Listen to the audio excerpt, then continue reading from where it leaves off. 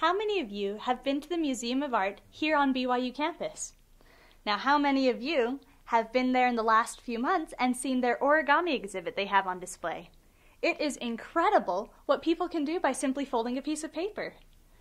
My name is Lauren Stott-Nielsen, and today I'll be sharing with you how I believe origami, this ancient Japanese art, has found its way into our modern world. To do this, I will break it down into 3 different categories: entertainment, gift-giving, and scientifically. I love origami, and I've been studying it ever since I was a small child, and I first learned how to fold a piece of paper to create a crane. I've also expanded my knowledge by studying it online and through books. So this ancient Japanese art, how it can be used for entertainment. I have with me 2 examples that I'd like to share. The first is this origami crane. Now, this isn't your typical origami crane. This one can fly. By folding a simple piece of paper, we can create a fun toy. One of my favorite experiences with this particular design is when I gave it to 2 small brothers, and they decided to fight each other with it. It was so much fun to watch, and I could tell that they were having fun as well. I don't know if their parents were, but they were, and that's what counted. My next example is this. You probably recognize it from when you played with it when you were younger. The famous fortune teller, or cootie catcher. Well, believe it or not, this is still a fun toy to play with. Again, just simple folds create these things to entertain ourselves with.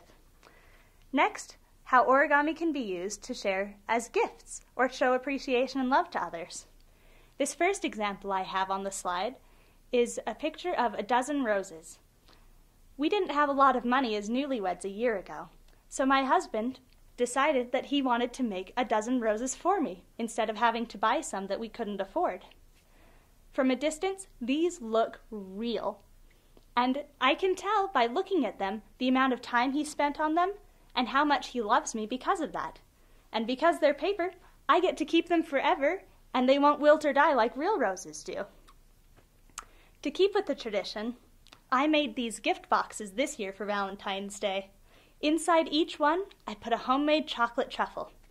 Not only was my husband delighted to find that there was chocolate inside, but it also helped with portion control. Because as we all know, chocolate is delicious, and it's so hard to eat only one. My next and final examples are how origami is used scientifically.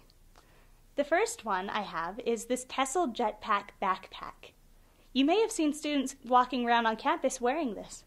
Well, they were actually designed by students from BYU. As the Why Origami book published by BYU states, the designers took their inspiration from origami tessellations, and that helped create a more sturdy, durable design to create backpacks that are dependable for students. My next example is this deployable solar array.